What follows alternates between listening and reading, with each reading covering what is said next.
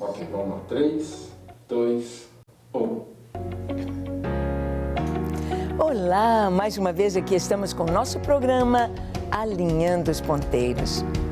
Você já sabe que a proposta deste programa é exatamente nos levar mais pertinho do Senhor, mais aprofundando nas Escrituras, conhecendo a vontade de Deus através daquilo que Ele nos ensina. Jesus nos ensina tantas coisas tão maravilhosas. E nesta sequência de temas sobre as bem-aventuranças, queremos passar pelas bem-aventuranças nas Escrituras. E nós vamos ver que há uma bem-aventurança muito especial, ou seja, uma dica para ser feliz. Uma dica que a palavra de Deus nos dá e um requisito para sermos felizes, bem-aventurados. No programa de hoje veremos a bem-aventurança de quem vigia e guarda suas vestes. Vigiar as vestes? Guardar as vestes? Como assim? O que isso significa? Vamos ver o que a Bíblia nos diz? Vamos ver o que Deus quer falar conosco, quer falar com você? É isso. Não saia daí. O programa Alinhando os Ponteiros já começou.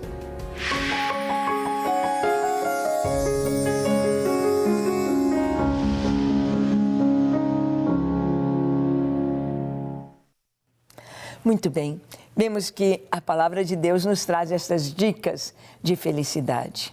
Em toda a Escritura nós temos muitas vezes o Senhor dizendo: bem-aventurados, felizes, felizes, felizes, felizes. Ser feliz não é dentro do contexto do mundo. O contexto do mundo diz: feliz é quem tem dinheiro, feliz quem mora numa casona, numa mansão, feliz quem tem um salário bem alto, feliz quem pode viajar, fazer turismo, feliz quem tem muito dinheiro no banco, feliz quem tem um carrão ou vários carros na garagem. Mas não é isso que a Bíblia nos ensina. E quantas pessoas têm tudo isto e não são felizes? Por quê? Porque a palavra de Deus, ela é a verdade. Uma querida superintendente de torre, nossa, brasileira, morando na Austrália, ela contou que antes de conhecer Jesus, ela trabalhava em Brasília com políticos e com pessoas do marketing da política, e havia um homem top nesta área de marketing entre os políticos, muito rico, muito rico. E ela o admirava. E ela estava seguindo a sua carreira jornalística, publicitária e do direito para ser igual àquele homem. E um dia, conversando com ele, ela disse: olha, doutor, eu estou fazendo tudo para seguir os seus passos. Eu quero ser como o senhor. E ele olhou para ela e disse: oh, menina, não faça isso. Não faça isso. Talvez você me olhe e veja meu apartamento lá, triplex lá em Copacabana, eu pego meu jatinho. Se eu quiser agora comprar uma joia para você, você pode escolher a joia que quiser, eu posso comprar. Se você disser: eu quero viajar para qualquer país do mundo, ficar uma semana nos melhores hotéis, eu posso. Mas olha, eu estou separado pela segunda vez. Minhas mulheres, ex-mulheres, me odeiam. Meus filhos me odeiam. Querem saber apenas do meu dinheiro. Eu viajo daqui de Brasília para o Rio de Janeiro e fico só naquele apartamento tão grande. Eu sou um solitário, eu sou um infeliz. Busque viver sua vida e não pense que a felicidade esteja no dinheiro ou no sucesso profissional. Ele não tinha o melhor conselho para dar para ela, que a verdadeira felicidade está no Senhor e em estar com a vida alinhada com a palavra de Deus. Então vamos ver o que o Senhor nos fala em Apocalipse, capítulo 16, no versículo 15. Jesus diz: eis que venho como ladrão. Bem-aventurado aquele que vigia e guarda as suas vestes, para que não ande nu e não se veja a sua vergonha. Uau! O Senhor está dizendo aqui, lá no futuro, dizendo para João, João, escreve o que eu estou dizendo. Feliz aquele que vigia e guarda as suas vestes, pois eu venho como ladrão. Jesus virá inesperadamente. Ele pode chegar hoje, amanhã, nesta semana, neste ano. Ele pode chegar na sua vida daqui a um minuto. Sim, para cada um de nós. O Senhor pode chegar, não sabemos. Ele sabe a hora que virá. Nós não sabemos que hora Ele chegará para nós. Então o Senhor diz, como eu venho sem demora, como eu venho como ladrão, ou seja, inesperadamente, então, bem-aventurados, felizes, aqueles que vigiam e guardam as suas vestes. Para que precisamos de veste? Deus criou o homem e lá no jardim do Éden, a palavra diz que o homem e a mulher estavam nus e não se envergonhavam. Não que Deus seja adepto do nudismo, absolutamente.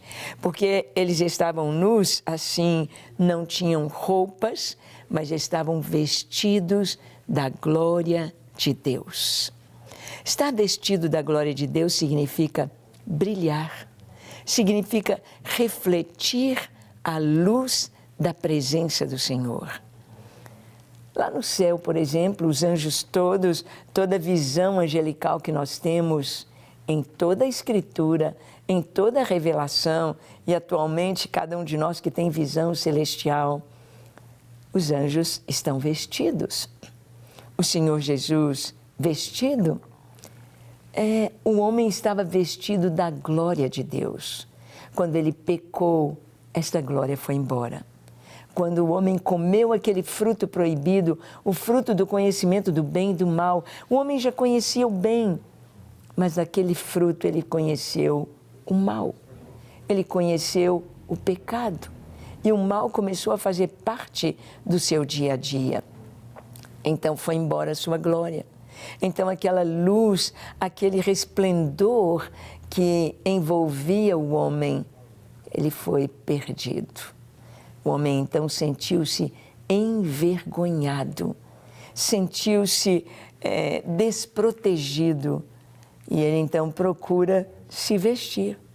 O homem, ele vai reconhecer a sua nudez depois do pecado.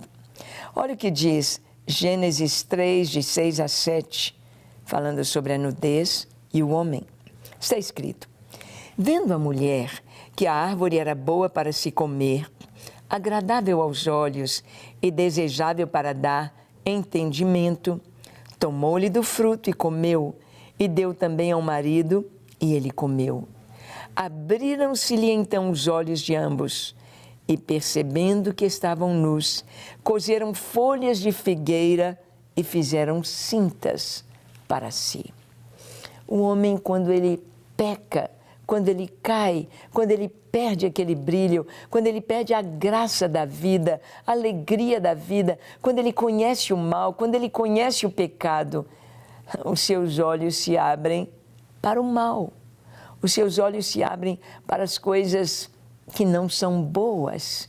Os seus olhos se abrem para fazer o que ele não deveria. O homem então sente vergonha. É certo que todo mundo sabe o que é certo e o que é errado. É claro que as pessoas sabem que se drogar, que beber, se embriagar, que a prostituição, que o adultério, que estas coisas são ruins, são pecado, são más, e o homem sente que isso é errado. Não precisa de ninguém apontar o dedo para ele, pois toda a humanidade comeu desse fruto do conhecimento do bem e do mal, sabe o que é bem e sabe o que é mal. E então, nós podemos ver que, desde então, o homem começa a fugir da presença de Deus, a ter vergonha dos seus atos. Muitas pessoas querem ser reconhecidas no seu pecado e querem forçar que todos aceitem o seu pecado. Bem, nós aceitamos, Deus aceita, Deus ama, nós amamos as pessoas, mas não o que elas fazem. A palavra de Deus diz que o que eles fazem, o que os homens fazem em oculto, o que eles fazem escondido, até dizer é torpe, é sujo, até proclamar isto. Eu me lembro quando criança, Hollywood, o cinema, a televisão, os filmes traziam mensagens, sempre tinha uma mensagem boa. Tinha programas como Papai Sabe Tudo, uma família onde o pai trazia, aconteciam os problemas na adolescência, na juventude, na infância e as soluções da família, dentro de um contexto moral e ético. E então nós começamos a ver o cinema hoje, as cenas, o que passam, o pecado, a maldade, de uma maneira explícita, tão rude, tão abominável. Porque o homem sabe, ele sabe o que é certo e o que é errado. Mesmo que ele queira trocar, mesmo que ele queira dizer que o certo é errado e que o errado seja certo, ele sabe. Até as crianças sabem.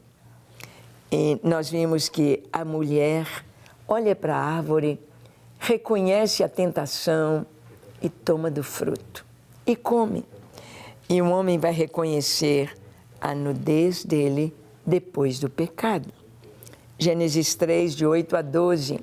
Ali nós lemos: quando ouviram a voz do Senhor Deus, que andava no jardim pela viração do dia, esconderam-se da presença do Senhor Deus, o homem e sua mulher, por entre as árvores do jardim.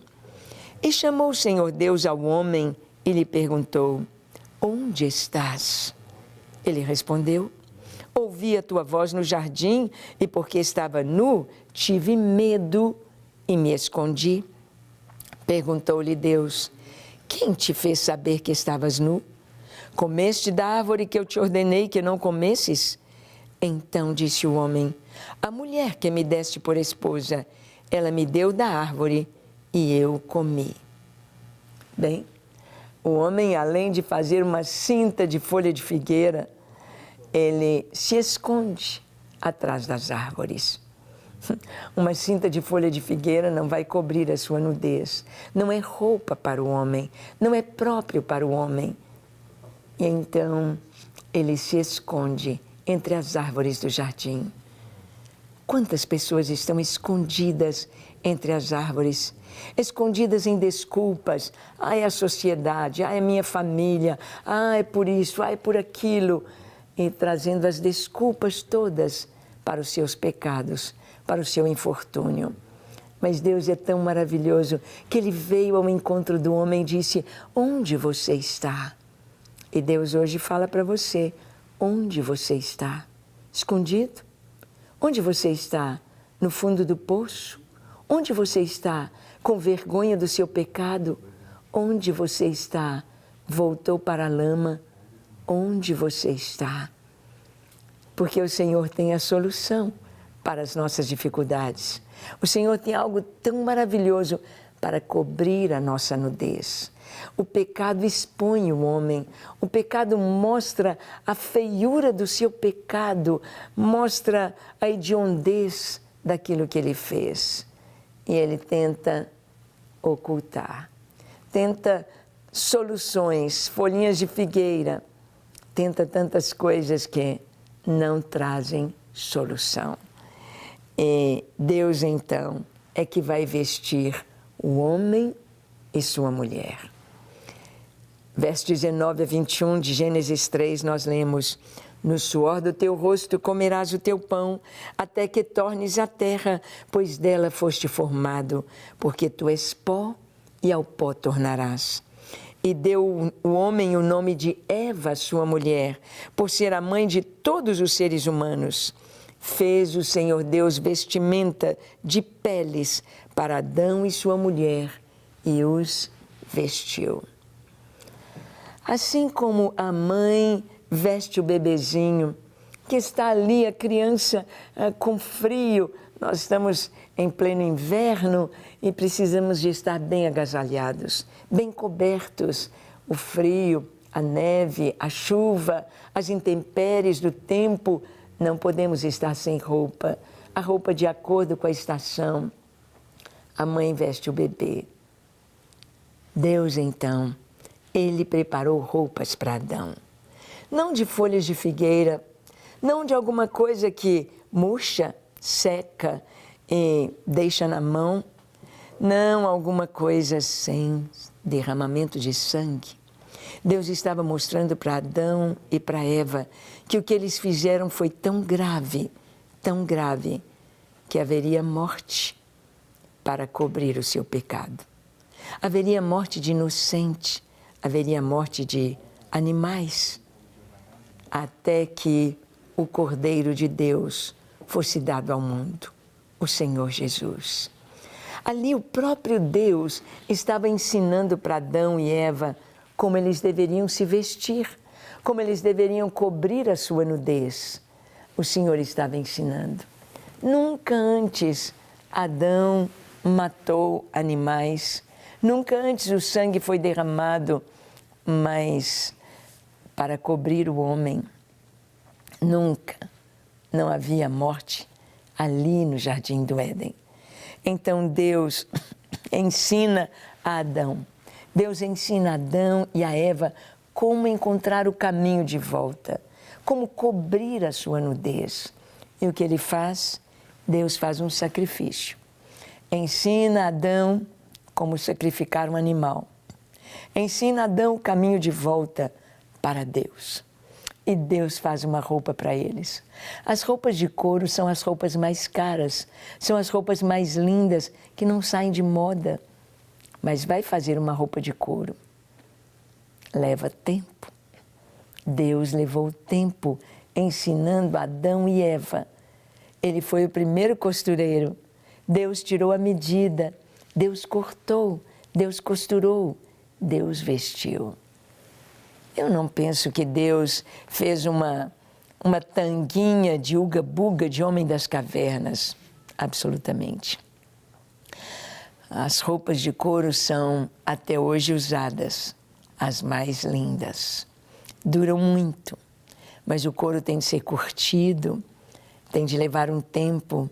E Deus ensinava o homem como adorar, como sacrificar e como estar vestido. Nós vamos ver que a palavra de Deus nos fala sobre vestes de salvação.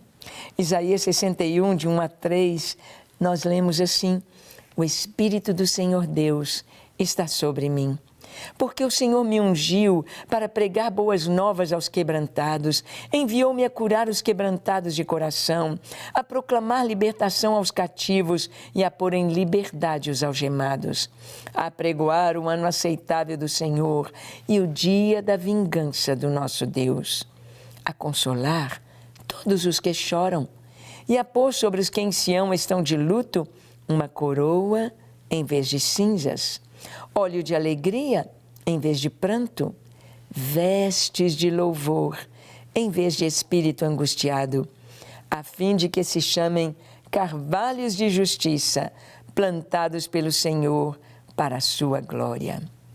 Vestes de louvor, vestes de salvação.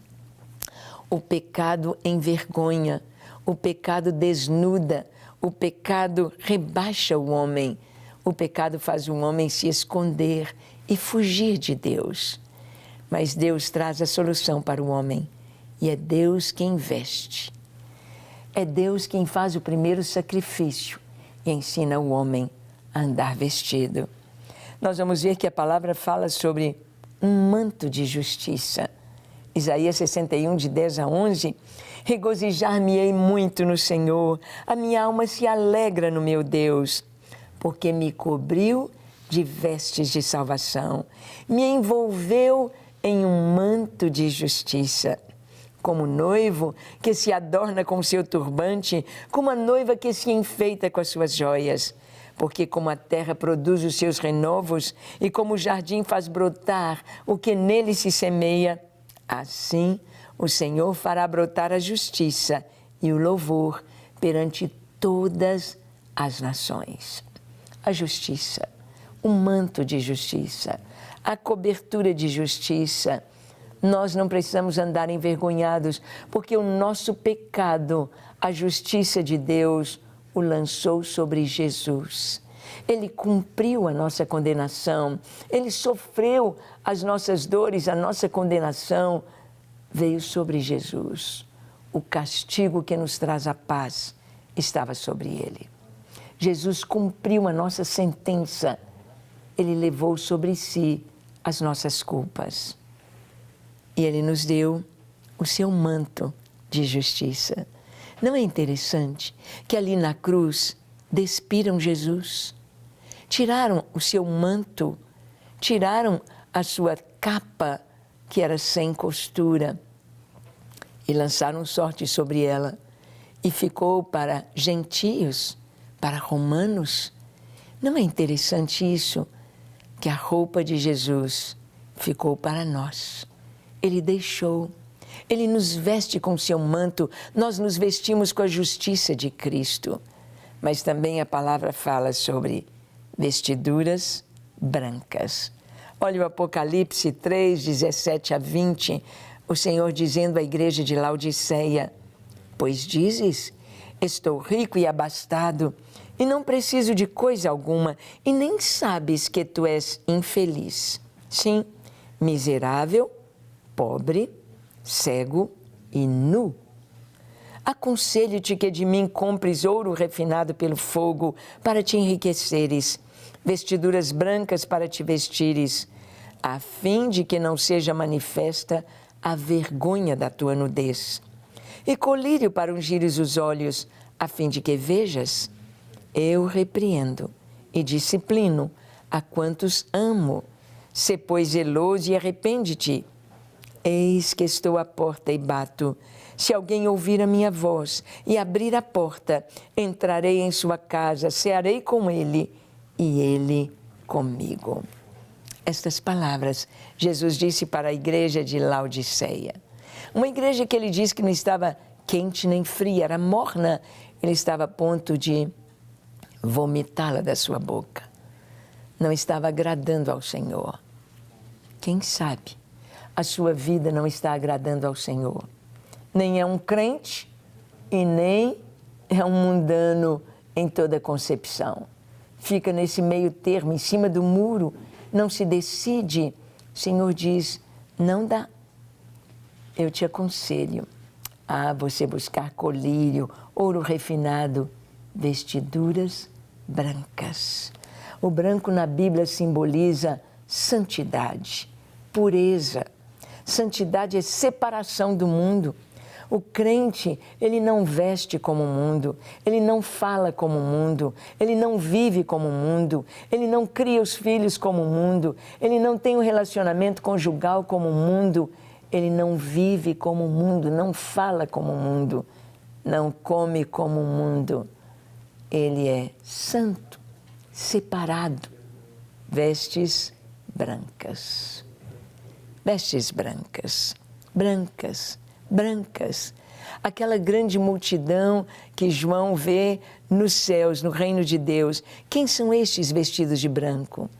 São os que lavaram as suas vestes no sangue do Cordeiro. Quando pecamos, precisamos nos lavar. Quando pecamos, precisamos do perdão. Mas quando imaginamos que os nossos pecados mataram Jesus, os nossos pecados torturaram o Senhor, o preço que Ele pagou, não podemos pecar mais, não podemos viver no pecado. É isso que a palavra está dizendo. Bem-aventurados, felizes os que vigiam as suas vestes. Você tem vigiado as suas vestes? Elas estão brancas? Como estão as suas vestes? Como estão os seus olhos puros? Você tem assistido, lido o que é bom? Você tem lido a palavra de Deus? O que você tem ouvido? Coisas boas, puras? O que você tem falado? Coisas boas, temperadas com sal, palavras boas, santas. O que você tem pensado? O que você tem sentido? Como você tem vivido? O que tem tocado? Por onde tem andado? Vestiduras brancas, o que vigia e guarda. Vigiar é estar atento ao que está acontecendo e guardar. Você está com a roupa suja? Põe na máquina, põe sabão, põe amaciante, põe um perfume, deixa a máquina trabalhar, pendura, seca, passa e veste. Não é assim? E estamos sempre limpos e cheirosos. Espiritualmente também é assim. Pega as suas vestes sujas, peça perdão ao Senhor. Lave no sangue do Cordeiro. Vamos fazer isso agora? Feche seus olhos, curve a sua fronte, se for possível, se ajoelhe. Ore comigo, lavando as suas vestes, purificando o seu coração, estando com vestes brancas, para ser bem-aventurado. Ore comigo dizendo: Senhor, Tu me conheces. Tu sabes como eu tenho vivido, Tu sabes como a minha vida tem sido dupla. Tu sabes como tenho enganado as pessoas, Tu sabes como as minhas vestes estão sujas. Eu te peço perdão dos meus pecados. Lava-me, perdoa-me. Aplica o sangue de Jesus aos meus olhos, aos meus ouvidos, aos meus lábios, à minha mente, ao meu coração, às minhas mãos, aos meus pés. Perdoa-me, Senhor, perdoa-me e ajuda-me a andar em santidade. Eu desejo esta bem-aventurança de vestes brancas, de vestes puras, para que a minha nudez não seja vista. Encha-me com Teu Espírito Santo e vista-me com a Tua santidade. Eu me entrego a Ti para ser Teu e somente Teu, corpo, alma e espírito, hoje e eternamente. Amém, amém e amém. É isso aí. Se lave sempre no sangue do Cordeiro. Mantenha seu coração sempre limpo. Então, você andará com vestes brancas. Que Deus te abençoe ricamente e até o nosso próximo encontro, quando estaremos aqui compartilhando com você a palavra de Deus, esta palavra rica e maravilhosa. Deus te abençoe.